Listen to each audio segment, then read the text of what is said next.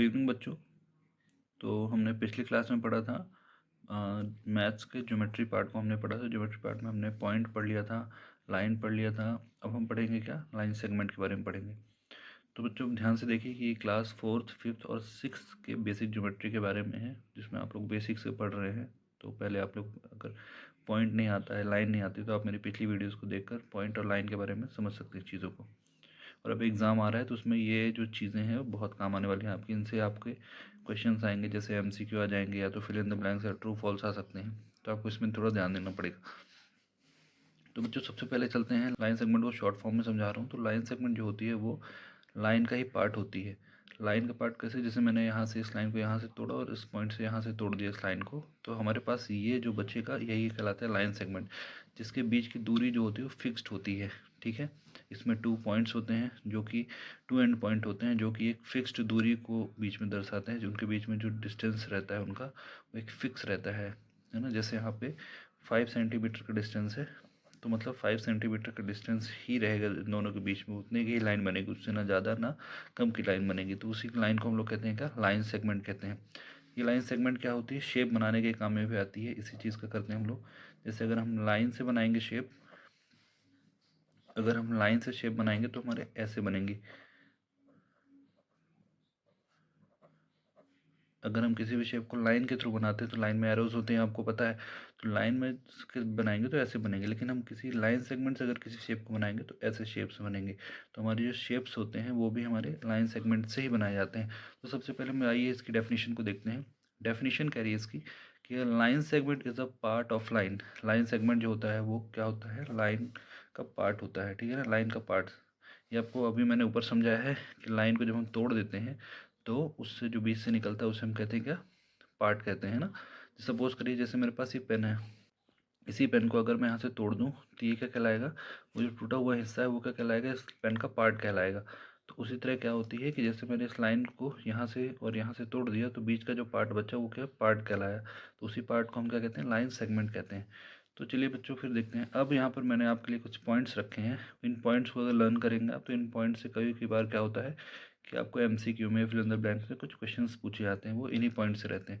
Suppose करिए यहाँ पे देखिए क्या लिखा है कि it has a beginning and and point.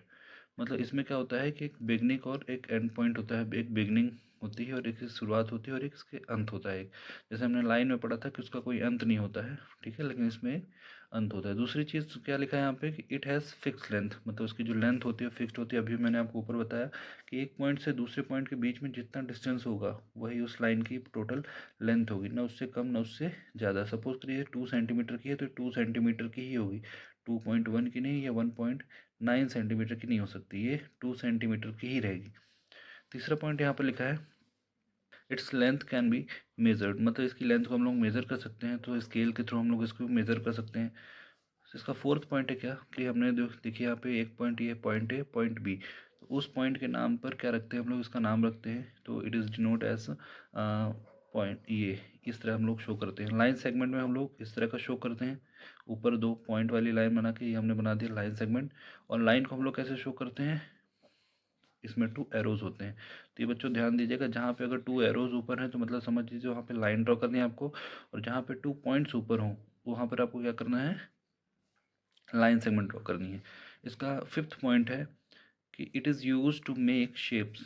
ये क्या होती है, शेप्स बनाने की यूज़ में आती है। तो यहाँ पर आप ध्यान देंगे कि इससे हम लोग शेप्स बनाते हैं। ये भी मैंने आपको ऊपर बताया है कि लाइन से हम लोग कैसे शेप्स बनाएंगे। लाइन से हमारे शेप्स जो बनेंगे वो ऐसे बनेंगे। और हम लोग लाइन सेगमेंट का अगर यूज़ करके कोई भी शेप बनाते हैं वो हमारे शेप्स ऐसे बनेंगे। समझ गए। तो इसका फर्स्ट पॉइंट क्या था बच्चों, मेरे साथ एक बार रिपीट करिए। इसका फर्स्ट पॉइंट क्या था, सबसे पहली बात अगर मैं शॉर्ट में आपको बताऊं तो इट हैज़ 2 एंड पॉइंट, इसमें 2 एंड पॉइंट होते हैं। फिर इसमें ना तो इसमें एक फ़िक्स लेंथ होती है, तो इसकी एक फ़िक्स लेंथ होती है जो कि एग्जैक्ट रहती है, ना चेंज नहीं होती, ना घटती है ना बढ़ती है। जितना पॉइंट्स के बीच में डिस्टेंस होगा उतनी ही रहेगी। इसका थर्ड पॉइंट है कि इसे हम मेज़र कर सकते हैं। इसे हम क्या कर सकते हैं, मेज़र कर सकते हैं। इसका फोर्थ पॉइंट है कि इसे हम लोग कैसे लिख सकते हैं। और इसका फिफ्थ पॉइंट है कि हम लोग इसकी मदद से हम लोग शेप्स बनाते हैं। लाइन की मदद से हम शेप्स नहीं बनाते, लाइन सेगमेंट की मदद से हम लोग शेप्स बना सकते हैं। तो चलिए बच्चों, आज का ये टॉपिक यहीं पे था। नेक्स्ट टॉपिक में हमारे साथ रे को हम समझेंगे, रेज क्या होती हैं।